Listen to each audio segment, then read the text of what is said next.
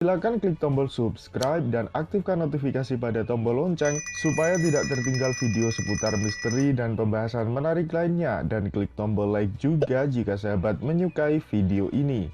Kalau kita membuka naskah-naskah kuno, terutama naskah-naskah dari India yang kita kenal, ya, seperti naskah Ramayana dan naskah Mahabharata. Orang-orang India mencatat di dalam Ramayana maupun di dalam Mahabharata, bangsa yang tinggal di lautan selatan India.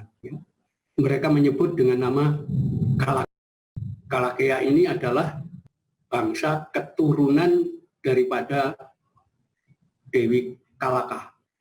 Ya, Kalaka itu bentuk tunggal, Kalakya itu bentuk jamak. Jadi keturunan Kalaka itu namanya Kalakya. Ya. Nanti kalau keturunan Pandu, Pandu ini nama orang, keturunannya namanya Pandawa. Kuru, Kurawa itu bangsa Kalakya di dalam Ramayana maupun Mahabharata. Bahkan belakangan tentang cerita legenda Bahubali itu digambarkan lebih realistis lagi. Oh, Kalakya itu adalah bangsa berkulit hitam, berambut keriting, matanya lebar, hidungnya besar. Itu gambaran orang Melanesia. Ramayana dan Mahabharata menganggap bahwa penghuni laut ini orang-orang Melanesia, ya, yang kulitnya hitam, rambutnya keriting. Nah, itu nanti realitasnya akan divisualisasi di dalam film Bahubali. Ini digambarkan bangsa yang sangat agresif. Ya. Kalau sudah menyerang naik ke benua India itu, mereka jutaan orang naik ke sana. Menyerang, bahkan digambarkan menyerbu tempatnya Dewa Indra. Di Indraloka itu di Amarawati sana. Naik, dihancurkan ini semuanya.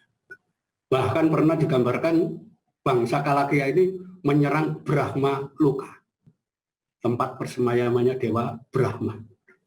Pokoknya negatif lah, ini bangsa yang suka jara, suka menyerang, suka perang dan seterusnya, anti dewa dan seterusnya. Ini gambaran tentang penghuni lautan. Jadi orang India selalu merasa ngeri kalau orang dari lautan itu sudah naik. Ya, karena India kan bangsa benua, bukan bangsa laut. Jadi tidak begitu kenal.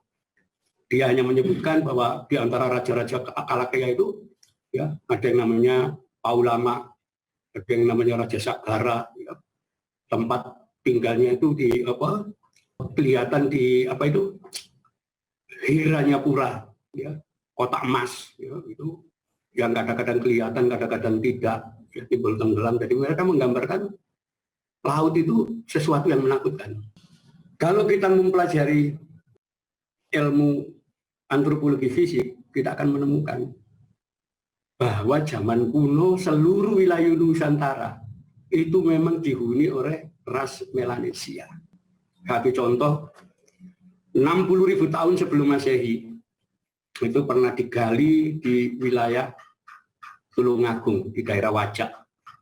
Di sana ditemukan fosil manusia purba. Setelah direkonstruksi, ditemukan manusia dengan ciri-ciri aborigin Melanesia. Temuan di Wajak itulah yang dinamakan Homo wajakensis. Ya, orang kulit hitam, rambutnya keriting, ya persis orang-orang aborigin.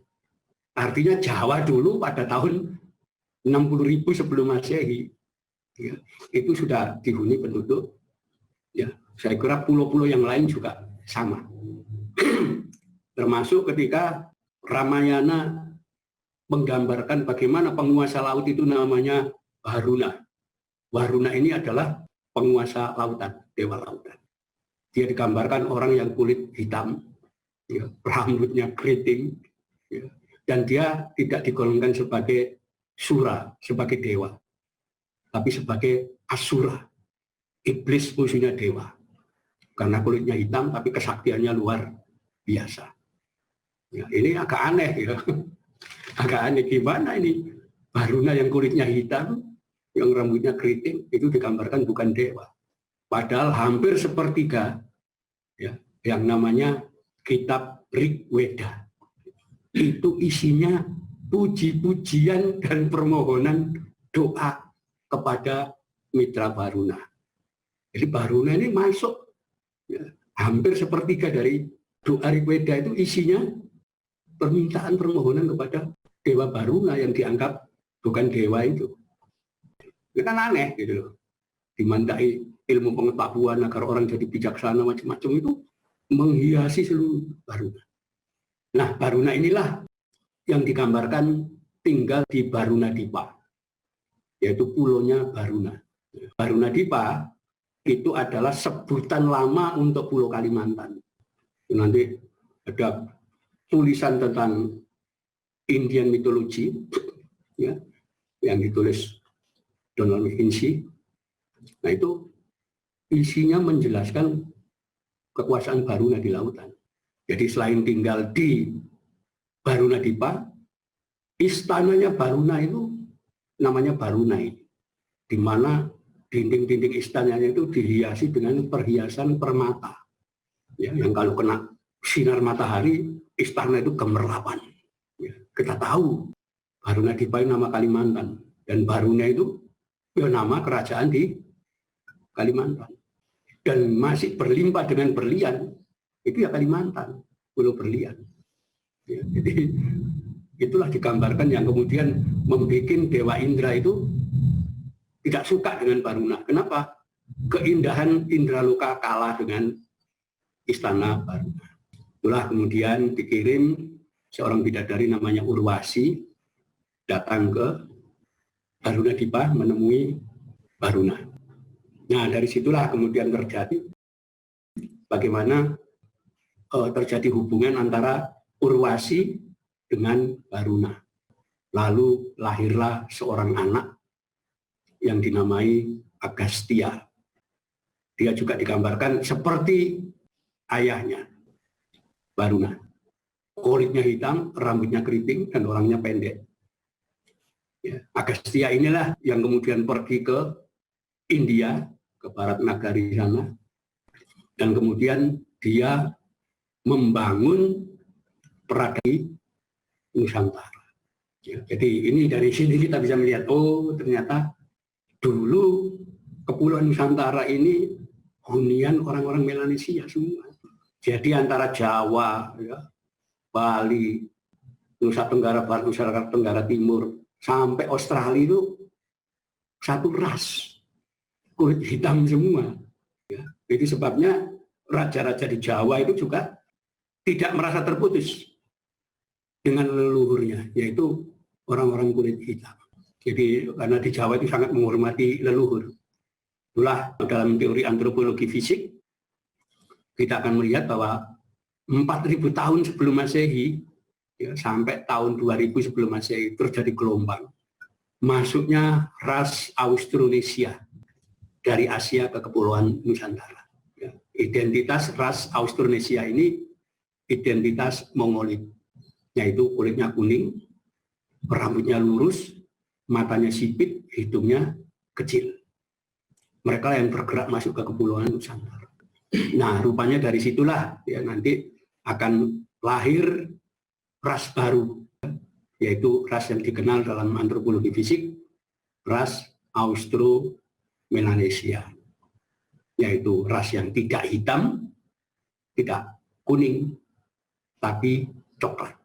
Ya, rambutnya tidak keriting, juga tidak lurus, tapi ikal berombak. Matanya tidak lebar, juga tidak sipit. Ya, tapi inilah ras Austro-Melanesia, ya, yang di dalam antropologi disebut dengan nama Proto-Malayu.